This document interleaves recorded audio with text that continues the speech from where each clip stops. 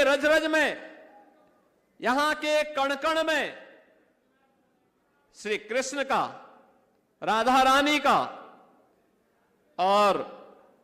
हजारों वर्षों की उस विरासत का अंश आज भी श्रद्धालुजन ढूंढता है, उसके साथ अपना तारतम्य स्थापित करने का प्रयास करता है।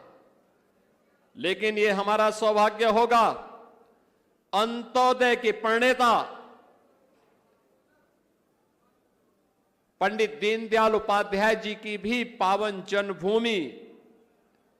इसी मथुरा जनपद में पड़ती है। इसी मथुरा जनपद में उनकी पावन जन्मभूमि होने का सौभाग्य प्राप्त हुआ है। और ब्रजभूमि भारत की आध्यात्मिक और सांस्कृतिक विरासत के साथ ही अब आदरणीय प्रधानमंत्री जी की प्रेरणा से विकास के एक नित नए प्रतिमान को स्थापित करते हुए आगे बढ़ रहा है। आज उत्तर प्रदेश आदरणीय प्रधानमंत्री जी की प्रेरणा से अब बीमारू राज्य नहीं है, बल्कि भारत की अर्थव्यवस्था का एक ब्रेक थ्रू बनकर के भारत की अर्थव्यवस्था का एक संबल बन रहा है। निरंतर पिछले 5 वर्ष से अधिक समय से उत्तर प्रदेश अब रेवेन्यू सरप्लस स्टेट के रूप में डबल इंजन की सरकार, डबल स्पीड के साथ न केवल बड़े बड़े इंफ्रास्ट्रक्चर के कार्यों को जमीनी धरातल पर उतारती है, हर नागरिक को सुरक्षा का एहसास कराती है, बल्कि गरीब कल्याणकारी योजनाओं के माध्यम से भी बिना भेदभाव के वंचित को वरीयता के आधार पर शासन की योजना का लाभ समाज के प्रत्येक तबके को देने का कार्य कर रही है। क्या नौजवान हो, क्या अन्नदाता किसान हो, क्या महिलाएं हो और क्या विरासत को सम्मान देने का कार्य या विकास की योजनाओं को बिना भेदभाव के गांव से लेकर के शहर तक प्रत्येक जगह प्रभावी ढंग से लागू करने का कार्य आज सब उत्तर प्रदेश के अंदर डबल इंजन की सरकार के माध्यम से देखने को, जानने को प्राप्त हो रहा है। अब उत्तर प्रदेश का नौजवान पहचान के लिए मोहताज नहीं है। देश के अंदर जहां कहीं भी जाता है अब वह कह सकता है कि मैं उत्तर प्रदेश का वासी हूं। हर व्यक्ति, सामने देखने वाला व्यक्ति भी गौरव की अनुभूति करता है। एक समय था जब उत्तर प्रदेश के सामने पहचान का संकट खड़ा किया गया था। एक समय था जब यहां की विरासत को लोग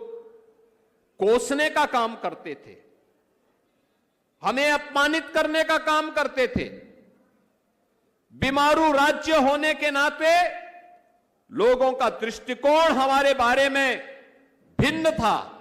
अब बीमारू नहीं, अब तो भारत की इकोनॉमी का ग्रोथ इंजन बनकर के उत्तर प्रदेश देश के विकास में अपना योगदान प्रभावी ढंग से दे रहा है। इसमें हमारा युवा भी, अन्नदाता किसान भी और आधी आबादी भी इस पूरे अभियान के साथ जुड़ करके कार्य कर रही है। और यही भारतीय जनता पार्टी के प्रति आम जन के विश्वास का प्रतीक भी है। आज जब हमारे नवनिर्वाचित राष्ट्रीय अध्यक्ष जी का यह पहला दौरा उत्तर प्रदेश के अंदर हुआ है, इस अवसर पर आदरणीय प्रधानमंत्री जी की प्रेरणा से, उनके मार्गदर्शन और नेतृत्व में उत्तर प्रदेश पिछले 9 वर्ष के अंदर विकास के जिन नए प्रतिमानों को स्थापित किया है, इस गति को और तेजी के साथ आगे बढ़ाने के लिए उत्तर प्रदेश का एक एक कार्यकर्ता प्राण प्रण से जुट करके न केवल वर्तमान को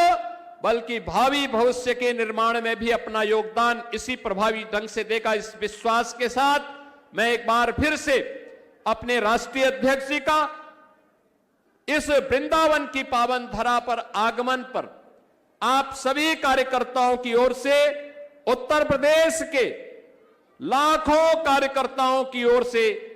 उनके निर्वाचन पर बधाई और उनके वृंदावन आगमन पर हृदय से बधाई देते हुए उनका स्वागत और अभिनंदन करता हूं। धन्यवाद। जय हिंद, जय जय श्री राम। बहुत बहुत धन्यवाद माननीय मुख्यमंत्री जी, आपने अपने गरिमामयी उद्बोधन से हम सब कार्यकर्ताओं का मार्गदर्शन किया। मैं अब हम सबके मार्गदर्शन के लिए भारतीय जनता पार्टी के सिरमौर युवाओं की प्रचंडता के प्रतीक भारतीय जनता पार्टी के नवनिर्वाचित अध्यक्ष आदरणीय नितिन नवीन जी को आमंत्रित करूंगा कि वह हम सब कार्यकर्ताओं का उद्बोधन देकर मार्गदर्शन देने का कष्ट करें। श्रीमान नितिन नवीन जी।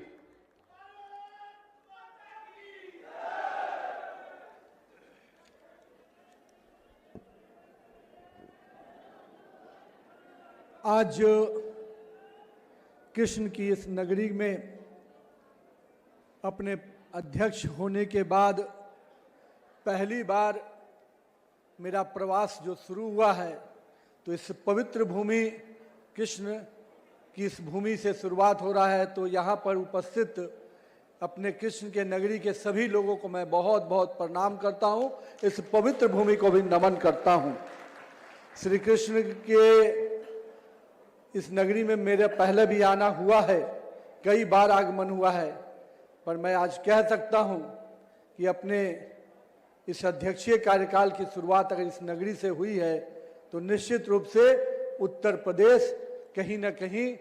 देश का उत्तम प्रदेश बनकर उभरा है। हम जब काम करते थे उस समय उत्तर प्रदेश संघर्ष कर रहा था, आज उत्तम प्रदेश बनकर उभरा है। इसका नेतृत्व करने वाले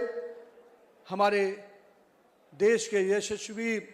प्रधानमंत्री श्री नरेंद्र मोदी के नेतृत्व में लगातार उत्तर प्रदेश को नेतृत्व दे रहे हमारे मुख्यमंत्री आदरणीय श्री योगी आदित्यनाथ जी को भी मैं बहुत बहुत आभार व्यक्त करता हूं कि आपने उत्तर प्रदेश को उत्तम प्रदेश बनाने में पूरा संघर्ष किया है, पूरी पुरुषार्थ किया है। हमारे बीच में उपस्थित भारतीय जनता पार्टी के प्रदेश के अध्यक्ष पंकज चौधरी जी, हमारे राष्ट्रीय महामंत्री आदरणीय दुष्यंत गौतम जी, मंच पर उपस्थित आदरणीय सतीश जी, हमारे क्षेत्रीय अध्यक्ष आदरणीय अशोक कटारिया जी, निर्मय पांडे जी, हमारे हरिशंकर जी, राजू यादव जी, लक्ष्मी नारायण जी, प्रदीप सिंह जी, विनोद अग्रवाल जी, हमारे श्रीकांत शर्मा जी और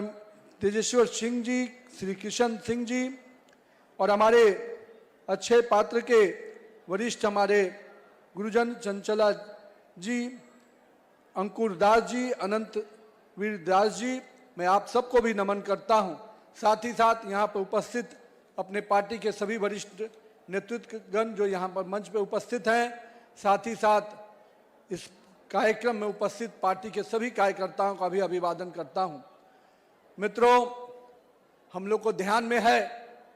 कि जब पहले हम लोग उत्तर प्रदेश की धरती पे आते थे तो यहाँ की चर्चा किस प्रकार की होती थी। माननीय मुख्यमंत्री जी अभी हम लोग को बता रहे थे कि किस प्रकार से बीमारू राज्य की चर्चा होती थी, तो उत्तर प्रदेश, बिहार जैसे राज्यों का नाम लिया जाता था। पर हमें सौभाग्य मिला है कि हमारे देश के यशस्वी प्रधानमंत्री श्री नरेंद्र मोदी जी के नेतृत्व में आज देश का हर राज्य विकसित राज्य बनकर उभर रहा है और उत्तर प्रदेश उसका नेतृत्व कर रहा है। मैं इस बात को आज इसलिए कह रहा हूं मित्रों, जब हम आए थे मथुरा में अधिवेशन करने युवा मोर्चा के साथियों के द्वारा साथ, उस कालखंड में लगता था कि कब कहां कोई घटनाएं घट रही हैं, कब क्या हो जाएगा। और आज जिस कारण से उत्तर प्रदेश जाना जाता है अपने लॉ एंड ऑर्डर के लिए, उस कुशासन को समाप्त करने के लिए, और मैं कह सकता हूं कि बिहार में अगर जंगल राज था तो यहां पर भी उस अराजकता की सरकार थी जिसको हमारी नेतृत्व वाली सरकार ने समाप्त किया। आज बिहार हो या उत्तर प्रदेश हो, देश का उत्तर भारत का कोई भी राज्य हो, विकास के पटरी पर अगर आगे बढ़ रहा है तो इसका बड़ा देन कहीं ना कहीं भाजपा कार्यकर्ताओं को भी जाता है कि इन कार्यकर्ताओं ने अपने समय का संघर्ष किया और उस संघर्ष के बल पर आज देश में अपनी सरकार बनी। और एक बार नहीं, तीन बार अगर देश में भाजपा की सरकार बनी तो इसका श्रेय कार्यकर्ताओं को जाता है। मैं साथ ही साथ उत्तर प्रदेश के विकास में जिस प्रकार से काम हो रहा है, मैं माननीय मुख्यमंत्री जी को बहुत बहुत बधाई देता हूं कि जिस राज्य में बनारस से लेकर